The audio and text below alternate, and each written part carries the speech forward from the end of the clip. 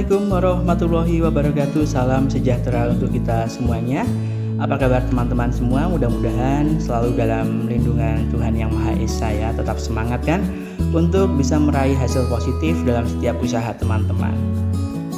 Dalam kesempatan kali ini kita akan kembali mencoba menghadirkan materi. Kita coba belajar bersama terkait wawasan kebangsaan, yang mana kita akan mengangkat materi tentang Pancasila. Ini juga merupakan bagian dari seleksi kompetensi dasar dalam seleksi CPNS, dan beberapa materi yang saya sajikan di sini ini juga pengalaman dari teman-teman yang sudah melaksanakan atau yang pernah melaksanakan SKD atau seleksi CPNS ini. Kita coba sampaikan ini ke teman-teman semuanya dengan harapan mudah-mudahan ini juga bisa menjadi salah satu referensi dalam teman-teman belajar untuk mempersiapkan tes seleksi kompetensi dasar. Tetap semangat, jangan mudah menyerah, terus belajar, terus membaca dan mencari informasi terkait materi-materi yang kemungkinan akan keluar pada seleksi tersebut. Memang kalau kita bicara tentang materi Pancasila ini luas sekali dan bisa dibilang juga spesifik juga. Saya bilang luas kenapa? Karena memang banyak sekali poin-poin dari Pancasila ini yang keluar dalam seleksi kompetensi dasar, khususnya di bidang TBK ini. Dan di sini juga pengamalan Pancasila, kemudian sejarah Pancasila itu sering sekali keluar. Jadi kita coba ini sampaikan di sini terkait ideologi Pancasila. Mudah-mudahan ini nanti juga akan bermanfaat buat teman-teman semuanya ya. Simak sampai selesai dan jangan lupa untuk like dan subscribe-nya agar kita juga semakin semangat untuk memberikan materi-materi kepada teman-teman dalam rangka persiapan menyambut seleksi CPNS ini.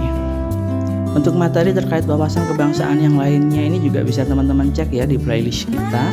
Jadi situ ada beberapa materi yang harapannya sih mudah-mudahan bisa menjadi referensi kepada teman-teman, untuk teman-teman biar teman-teman bisa lebih siap lagi dalam menghadapi seleksi CPNS ini. Oke, kita langsung aja ya masuk ke materi kita.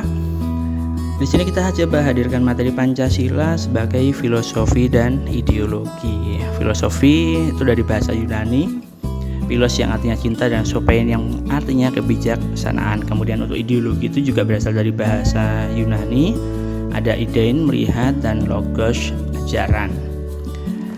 Kemudian untuk kedudukan Pancasila sendiri ini ada 6 poin penting ya yang bisa kita garis bawahi.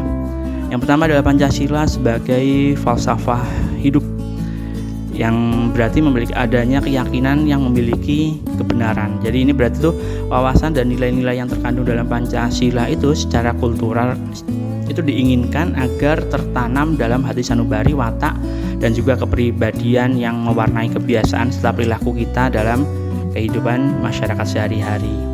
Kemudian untuk yang poin kedua ini Pancasila sebagai pedoman hidup, way of life. Ini juga bisa diartikan tuh posisi Pancasila sebagai pedoman kita sehari-hari ya, dan tentunya diharapkan bisa menjadi pemersatu bangsa meskipun kita semua ini berasal dari latar belakang yang berbeda. Tentunya di sini Pancasila itu dijadikan sebagai pandangan hidup karena Pancasila dinilai sebagai sebuah kesepakatan yang merupakan hasil dari rumusan oleh pendiri bangsa. Dan yang ketiga itu sebagai sistem filsafat, harus dipahami secara totalitas, jadi menjadi sebuah satu kesatuan berdasarkan hierarki piramidal. Jadi maksudnya gimana? Jadi maksudnya itu kesatuan dari berbagai unsur yang memiliki fungsi tersendiri. Tujuannya sama, saling keterikatan, saling keterkaitan, dan juga ketergantungan. Kemudian Pancasila itu juga sebagai perjanjian luhur yang dibuat oleh founding father bangsa Indonesia. Disebut sebagai perjanjian luhur kenapa sih? Karena memang ini digali dari sosio budaya bangsa Indonesia sendiri dan disepakati oleh seluruh rakyat sebagai milik bangsa yang harus diamalkan dan juga dilestarikan. Jadi pada waktu Indonesia itu memproklamasikan kemerdekaannya dulu pada tanggal 17 Agustus 45, bangsa Indonesia ini kan belum punya undang-undang ya secara tertulis. Karena itu pada waktu itu PPKI itu mengesahkan pembukaan dan batang tubuh Undang-Undang Dasar 45 itu berdasarkan Pancasila pada tanggal 18 Agustus 45. Jadinya Pancasila ini menjadi sebuah kesepakatan nasional seperti itu. Istilah Pancasila ini juga sebagai perjanjian luhur bangsa ini muncul dari pidato kenegaraannya Pak Karno atau Bung Karno pada waktu itu di depan sidang Dewan Perwakilan Rakyat Gotong Royong atau DPR-GR ya pada tanggal 16 Agustus 1967. Dan yang kelima, Pancasila kedudukannya sebagai dasar negara. Dah pasti jelas banget ya ini ya. Pancasila sebagai dasar negara ini memang harus difahami. Berarti Pancasila itu merupakan dasar sistem penyelenggaraan negara. Jadi dasar sistem pemerintahan kita itu ya Pancasila ini. Kemudian Pancasila itu juga sebagai asal mula hukum dalam kehidupan berbangsa dan bernegara. Jadi dapat disimpulkan juga bahwa Pancasila itu merupakan dasar untuk mengatur pemerintah dan penyelenggaraan negara. Yang juga berarti Pancasila itu berfungsi sebagai dasar hukum baik secara tertulis maupun tidak tertulis. Kemudian Pancasila sebagai sumber dari segala sumber tertib hukum. Apa sih maksudnya? Jadi Pancasila sebagai sumber dari segala sumber hukum seperti yang tadi dijelaskan ya, karena berfungsi sebagai dasar hukum baik secara tertulis maupun tidak tertulis. Sebetulnya ini tuh baru menjadi kesepakatan bangsa tuh sejak tahun 1966 atau tepatnya ketika ditetapkan TAP MPRS nomor 20 di tahun 1966, yang mana salah satu poinnya itu menetapkan sumber dari tertib hukum suatu negara itu atau biasanya dinyatakan sebagai sumber dari segala sumber hukum itu adalah pandangan hidup, kesadaran dan cita-cita hukum yang terangkum dalam Pancasila. Kemudian ini ada Pancasila sebagai asas organisasi. Jadi Pancasila itu pernah ya, perlu digarisbawahi, Pancasila pernah ditetapkan sebagai satu-satunya asas dalam berbagai bentuk organisasi, baik organisasi massa maupun partai politik. Jadi dasarnya Pancasila sebagai asas organisasi itu TAP MPR nomor 2 MPR 1978. Tapi perlu digarisbawahi juga ya, ini dasar TAP MPR nomor 2 tahun 78 ini Pancasila sebagai asas organisasi sudah dicabut. Jadi udah dicabut pada tahun 98, itu digantikan oleh TAP MPR nomor 28 MPR tahun 1998. Jadi, selanjutnya kausa Pancasila. Di sini ada 4 poin ya, materialis, formalis, efisien, dan finalis. Kausa Pancasila teman-teman pastinya sudah sering sekali dengar terkait dengan kausa Pancasila, baik dulu waktu pelajaran di SMP, SMA ataupun ketika di perguruan tinggi. Kausa materialis ini tuh secara bahasa sebetulnya apa ya? Bahan, karena material ya, bahan. Maksudnya apa sih? Maksudnya nilai Pancasila itu merupakan nilai-nilai yang digali dari bangsa Indonesia itu sendiri berupa nilai adat istiadat, nilai kebudayaan dan juga nilai religius. Kemudian formalis atau bentuk ini dibentuk atau dimuat dalam pembukaan Undang-Undang Dasar 45. Jadi ketika Insinyur Soekarno bersama-sama dengan Muhammad Hatta dan juga anggota BPUPKI pada waktu itu merumuskan dan membahas dasar negara, pembahasan ini kemudian tuh kan difokuskan pada bentuk rumusan serta nama Pancasila. Dan yang ketiga itu kausa efisien. Inilah asal mula yang mengubah status Pancasila dari calon dasar negara menjadi dasar negara yang sah.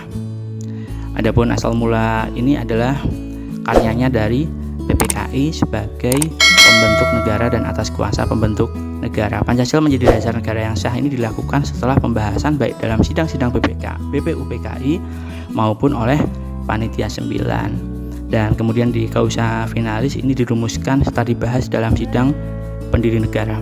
Tujuannya apa sih? Tujuannya itu untuk menjadikan Pancasila sebagai dasar negara itu tadi. Maka kausa finalis dari terbentuknya Pancasila sebagai dasar negara, Bung Karno dan Bung Hatta serta anggota BPUPKI dan Panitia 9 merumuskan Pancasila sebagai dasar negara. Bisa dikatakan para pendiri negara tersebut merupakan kausa relasionalnya karena mereka yang merumuskan dasar filsafat negara ini.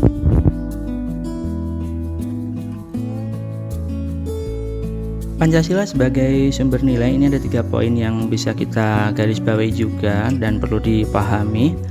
Itu ada nilai dasar, nilai instrumental, dan nilai praktis. Nilai dasar itu gimana? Nilai dasar itu merupakan nilai yang sifatnya nggak akan berubah dari waktu ke waktu atau bisa dibilang juga tetap ya. Nilai ini tuh terdapat dalam pembukaan Undang-Undang Dasar 1945 yang kemudian tuh bisa dijabarkan juga menjadi nilai-nilai instrumental dan nilai praksis. Contoh dari nilai dasar itu seperti ketuhanan, kemudian kemanusiaan, kemudian persatuan, musyawarah, dan keadilan. Kalau nilai instrumental itu adalah suatu nilai yang dapat diukur dan dapat diubah. Ini sebetulnya merupakan penjabaran dari nilai dasar dalam bentuk UUD 1945 dan tata urutan perundang-undangan negara menurut Undang-Undang Nomor 10 Tahun 2004. Untuk yang poin ketiga, nilai praksis itu adalah sebuah nilai yang merupakan penjabaran lebih lanjut dari nilai dasar dan nilai instrumental. Jadi saling berkaitan ya. Nilai praksis ini dilakukan dalam kehidupan sehari-hari kita. Namun karena penjabaran dari nilai dasar dan nilai instrumental, jadi maka nilai praksis ini sifatnya perwujudan, tidak boleh menimpang, seperti itu. Kemudian Profesor Notonegoro itu juga merumuskan 3 nilai Pancasila. Yang pertama nilai material, ini berguna bagi jasmani manusia. Yang kedua nilai vital, itu juga berguna bagi aktivitas manusia, dan nilai kerohanian, berguna bagi kerohanian manusia. Pancasila sebagai paradigma di sini berisi anggapan-anggapan dasar yang merupakan kerangka berpikir atau keyakinan yang berfungsi sebagai acuan pedoman dalam perencanaan, pelaksanaan, pengawasan, dan pemanfaatan hasil-hasil pembangunan nasional. Jadi sebagai paradigma pembangunan, Pancasila itu mempunyai kedudukan sebagai cita-cita bangsa Indonesia, jiwa bangsa Indonesia, moral pembangunan Indonesia, dan tentunya dasar negara Indonesia. Nah, di sini tadi juga disebutkan kan, Pancasila itu kedudukannya salah satunya sebagai moral pembangunan. Pembangunan sesuai Pancasila itu seperti apa? Jadi pembangunan sesuai Pancasila ini ada 5 poin di sini. Itu tidak boleh bersifat pragmatis. Jadi nggak boleh mementingkan tindakan nyata dan mengabaikan pertimbangan etis. Kemudian nggak boleh bersifat ideologis, jadi nggak boleh ya secara mutlak melayani ideologi tertentu dan mengabaikan yang lainnya. Dan yang ketiga itu harus menghormati HAM, yaitu pembangunan itu nggak boleh mengorbankan manusia, melainkan menghormati harkat dan martabat bangsa. Yang keempat, dilaksanakan secara demokratis, artinya melibatkan masyarakat sebagai tujuan pembangunan dalam pengambil keputusan yang menyangkut kebutuhan mereka. Ini nanti bisa kita jelaskan lagi ya terkait dengan demokrasi ini, yang poin keempat di materi selanjutnya. Kemudian yang kelima ini diprioritaskan pada penciptaan taraf minimum keadilan sosial. Tentunya di sini mengutamakan mereka yang paling lemah untuk menghapuskan kemiskinan secara struktural, karena memang ini masih menjadi PR tersendiri bagi bangsa Indonesia. Pancasila sebagai puncak kebudayaan ini juga kita ambil dari pengamalan sila-silanya ya. Seperti yang pertama, sila pertama menunjukkan tidak satupun suku, bangsa ataupun golongan sosial dan komunitas setempat di Indonesia yang tidak mengenal kepercayaan terhadap Tuhan Yang Maha Esa. Jadi karena Pancasila sebagai dasar negara, maka setiap masyarakat atau masing-masing individu yang ada di bawah naungan Ibu Pertiwi ini harus percaya terhadap Tuhan Yang Maha Esa. Sila kedua ini merupakan nilai budaya yang dijunjung tinggi oleh segenap warga negara tanpa membedakan asal-usul, kesuku bangsaan, kedaerahan maupun golongannya. Dan di sila ketiga di sini mencerminkan nilai budaya yang menjadi kebulatan tekad masyarakat majemuk di Kepulauan Nusantara untuk mempersatukan diri sebagai sebuah bangsa yang berdaulat. Dan di sila keempat di sini tuh nilai budaya yang luas persebarannya di kalangan masyarakat majemuk Indonesia ini untuk melakukan kesepakatan melalui musyawarah. Jadi sila ini tuh relevan banget untuk mengendalikan nilai-nilai budaya yang mendahulukan kepentingan perorangan. Dan di sila kelima itu nilai-nilai keadilan sosial itu menjadi sebuah landasan yang membangkitkan semangat perjuangan bangsa Indonesia dalam memajukan kesejahteraan umum, mencerdaskan kehidupan bangsa, dan ikut serta melaksanakan ketertiban dunia yang berdasarkan kemerdekaan, perdamaian abadi, dan juga keadilan sosial. Kalau Pancasila sebagai filsafat itu ada 3 poin juga yang harus kita pahami. Di sini ada dasar teologis, yaitu Pancasila itu sudah menjiwa dalam tubuh manusia secara kodrat. Kemudian epistemologis, itu Pancasila merupakan suatu sistem pengetahuan sebagai pedoman bangsa tadi ya. Dan dasar aksiologis merupakan satu kesatuan nilai. Ini tadi materi tentang Pancasila sebagai filosofi dan ideologi. Sebetulnya ada luas sekali materi-materi terkait dengan Pancasila. Nanti coba akan kita hadirkan kembali di video-video selanjutnya. Jadi apa yang kita sampaikan ini tadi hanya sebatas rangkuman dari materi-materi ataupun referensi-referensi yang kita dapatkan, yang saya dapatkan baik dari pengalaman saya sendiri dalam melaksanakan seleksi CPNS beberapa waktu yang lalu, dan juga dari teman-teman yang memang kita sempat sharing terkait dengan apa-apa aja sih yang keluar. Yakinlah untuk yang terbaik buat teman-teman semuanya ya. Tetap semangat, tetap optimis untuk meraih hasil positif. Demikian yang bisa kita sampaikan. Mohon maaf apabila ada kesalahan dalam saya menyampaikan. Apabila teman-teman suka dengan video saya ini, mohon untuk like dan subscribe-nya, dan juga share ke teman-teman kalian yang memang membutuhkan materi-materi terkait dengan seleksi kompetensi dasar CPNS. Tetap semangat, tetap sehat. Akhir kata, wassalamualaikum warahmatullahi wabarakatuh.